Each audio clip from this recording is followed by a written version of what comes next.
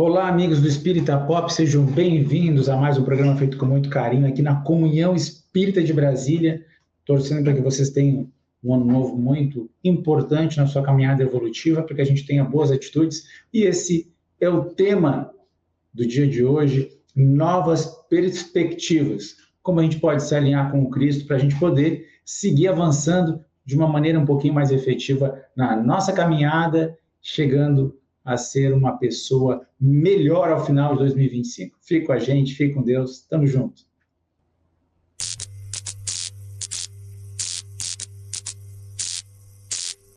Daí, galera do Espírita Pop, como é que tá a preparação do ano novo de vocês? Ou se o ano novo já cruzou quando tu tá assistindo, mesmo assim, quais são as tuas perspectivas? Quais são as novas perspectivas para que você possa se transformar nesse ano que está nascendo, nesse novo período que nós convencionamos como aniversário de nosso Senhor Jesus, de nosso amigo Jesus?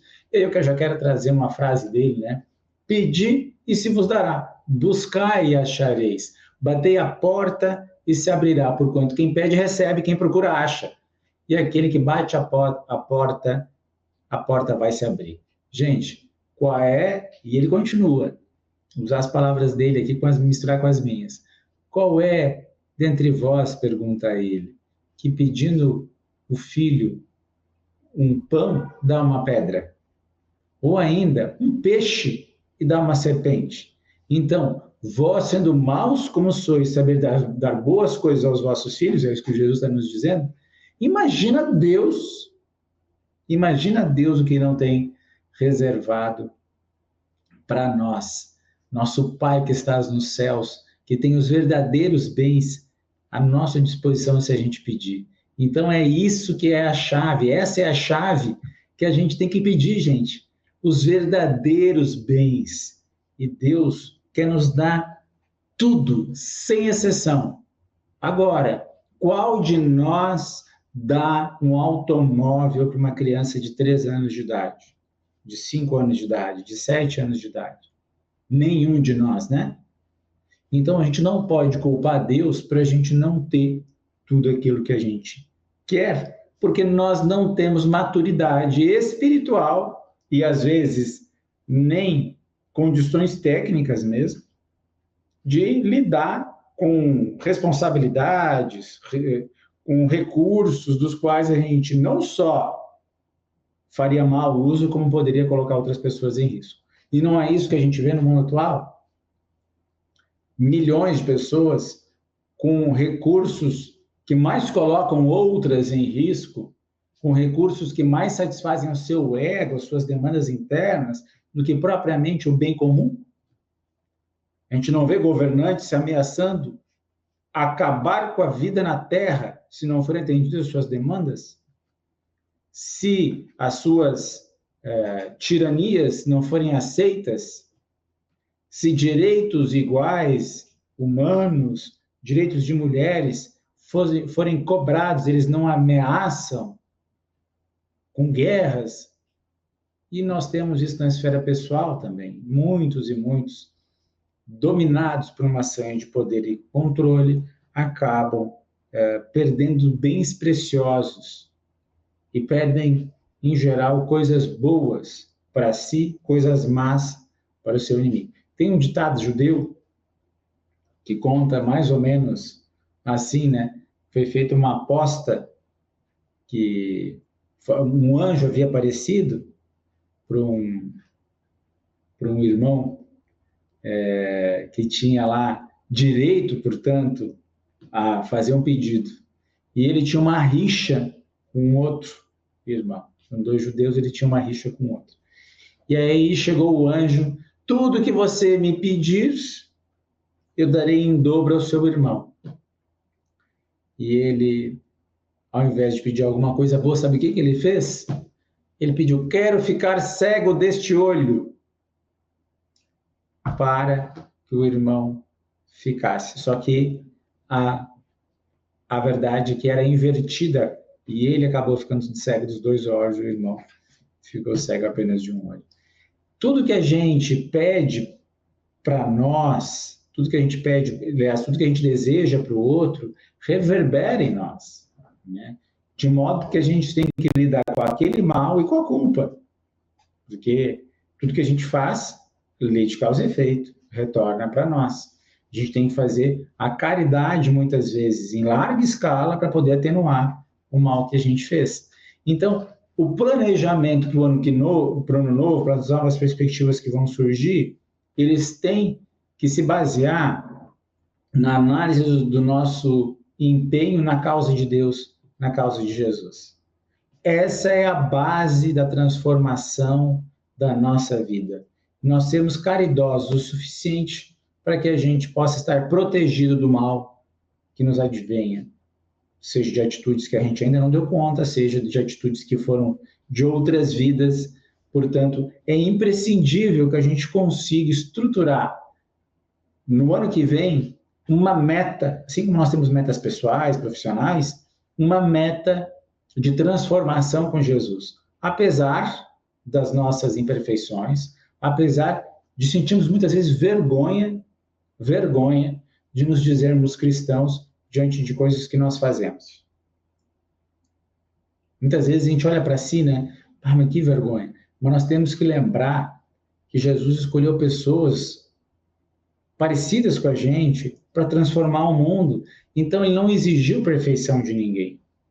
2 dos seus discípulos o traíram, Pedro e Judas.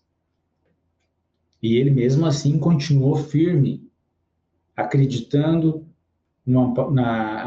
em todos aqueles que ele havia semeado a boa nova, a boa notícia, que é o Evangelho.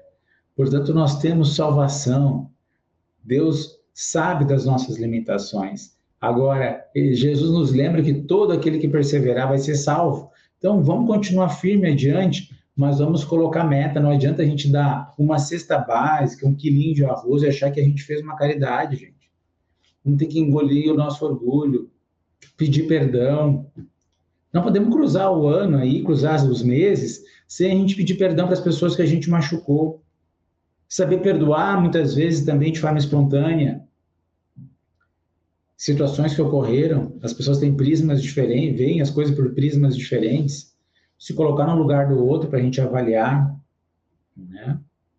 Muitas vezes, quando a gente também é alvo de alguma injustiça, saber perdoar sem ter que pedir desculpa. Alguém veio, nos roubou, por exemplo. Não vou, naturalmente, pedir perdão para aquela pessoa, mas eu posso perdoar, é uma opção minha perdoar, né? Não significa que eu vou expor meu patrimônio àquela pessoa, é óbvio, mas eu vou perdoar, eu vou mostrar outra face, isso é mostrar outra face. Só que nós temos 365 dias no ano que vem, e é necessário que a gente observe quais foram nossos erros durante o ano que passou. Onde a gente deixou a desejar na nossa esfera de compromissos assumidos com Cristo. Onde é que faltou paciência? Onde é que faltou caridade material?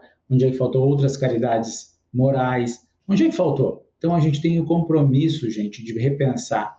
E sem aqui querer ser professor, porque quando eu falo isso, meu Deus, eu tenho um trabalho enorme pela frente. Mas eu não vou desistir. Jamais, gente, jamais. Porque essa seria a pior situação, complicaria tudo, né? Eu digo desistir aqui de não trabalhar todos os dias para ser uma pessoa melhor, né? Que a gente possa continuar a nossa academia, continuar a nossa alimentação boa, continuar a fazer tudo que está à nossa possibilidade, mas principalmente a gente possa dizer todos os dias que a gente cumpriu para com o nosso próximo, para com a nossa consciência, o melhor que a gente pôde. Chegar no final do dia, como Santo Agostinho nos recomenda, e dizer assim, eu tentei dar o meu máximo no dia de hoje. A pessoa que estava com fome eu atendi com o mínimo, pelo menos, eu não deixei ela numa situação difícil. A pessoa que eu estava irritado, eu relevei, não dei muita bola. A pessoa que eu ultrapassei alguma linha, dizia, olha, me desculpa a situação ali, eu realmente ultrapassei a linha, tá? Né? Conforme a gente pode. E a gente ir construindo também opções e colocar na nossa agenda os trabalhos voluntários, na área da evangelização, na área da assistência social, quantas APAES, quantos centros espíritas, quantos locais precisam de alguém para ajudar. Aqui a gente tem uma casa do pão. E eu falava para os amigos, mas eu não sei fazer nada. Aí tinha os critérios, para evangelizar você tem que ter uma formação, e é evidente, tem que ter estudo. Não, mas tu só vai ajudar a criança a segurar o lápis. Sua função é só ajudar a criança a segurar o lápis. E às vezes a pessoa se encantava, porque aquela criança precisava muito de carinho. Tem a supervisão, né, de um evangelizador. Outras diziam assim, não, tu vai lá só para cortar o pão. Não te preocupe, se alguém falar alguma coisa, não te preocupe, tu só vai cortar o pão, tu ainda não tá, né? E aí a pessoa fica ouvindo o evangelho, ouvindo conversas boas, vendo aquele empenho em mobilizar recursos para aquelas crianças, sejam pobres ou não. Que maravilha, né, gente? Tem muito trabalho voluntário esperando o nosso concurso. Vamos se esforçar para que a gente possa participar. Se a gente imaginar que a gente tem tudo de Deus, tudo que a gente tem é de Deus, a gente não leva absolutamente nada. Algumas igrejas têm 10% de dízimo, né? 10% é pouco, gente. Claro que é pouco. Imagina, de 100 coisas, 10 para Deus, que sejam a grande maioria, que a gente possa colocar o nosso amor, nossas disposições a serviço de Deus, ser instrumento de Deus. Eu quero deixar aqui um convite para a leitura do capítulo Bom Ânimo, do livro Boa Nova, de Humberto Campos e Chico Xavier. Porque ele mostra um jovem um pouco triste, porque outras pessoas tinham sucesso, tinham recursos, né? E ele passava muito trabalho, e estava ali melancólico, deprimido, e começa a conversar com Jesus e chora diante de Jesus. Eu fiquei profundamente tocado por aquela circunstância ali mostrada no capítulo. E ele também preocupado pela vitória dos injustos, né? Vitória dos inescrupulosos. E aí Jesus diz para ele, Bartolomeu, quem governa o mundo é Deus. Quem governa o mundo é Deus. Então que a gente possa confiar, ficar tranquilo que quem está governando o mundo é Deus. E quando nós temos a verdade que consola, que redime, que restaura, que é o cristianismo enviado pelo nosso Senhor Jesus, muito acima de convenções religiosas, que desperta a nossa consciência para a verdade suprema, que é a caridade, que é o amor, já que Deus é amor, né? Que é aquela que Jesus elucida no Bom Samaritano, que é uma pessoa de outra religião, que elucida que é quando ele está lá para curar um paralítico e os seus irmãos e a sua mãe vão lá para conversar com ele, assim, né? Estava achando que estava ficando meio louco. Ele disse assim, quem faz a vontade de meu pai, esse é meu irmão e essa é minha mãe. Então, assim, todos nós somos aceitos nesse ministério. Que não nos falte esperança, que não nos falte a vontade de servir. E a gente, com certeza, vai ter um ano maravilhoso dentro das nossas possibilidades. A felicidade que Jesus promete, ela é muito grande. Então, naturalmente, essa felicidade plena, absoluta, não é por aqui. Mas a gente pode ter alegria, a gente pode ter paz, a gente pode construir, sim, elementos muito legais, amizades valorosas, tratar, né, nossa família da melhor maneira possível e superar as nossas próprias dificuldades. Que o nosso Senhor possa amparar, que a gente faça bons amigos que também nos estimulem aos bons hábitos. E assim, tenho certeza que em 2025 nós teremos novas perspectivas, em 2026 novas perspectivas, que o nosso Senhor Jesus nos inspire profundamente para que nós sejamos úteis todos os dias diante das oportunidades que cruzarem o nosso caminho. Então, um beijo no coração de vocês, eu peço a Deus Todo-Poderoso que abençoe a casa de vocês, que limpe o ambiente onde vocês estão agora, seja no trabalho, seja no trânsito, e que todos nós tenhamos um ano renovador, cheio de esperança, de cura, que é o que Deus deseja de tudo de melhor para nós. Os recursos estão à disposição, só basta a gente trabalhar para merecê-los. Muita paz, muita luz, fiquemos com Deus, confiemos em Deus, que se estivermos a serviço, tudo virá a seu tempo. Tchau, tchau.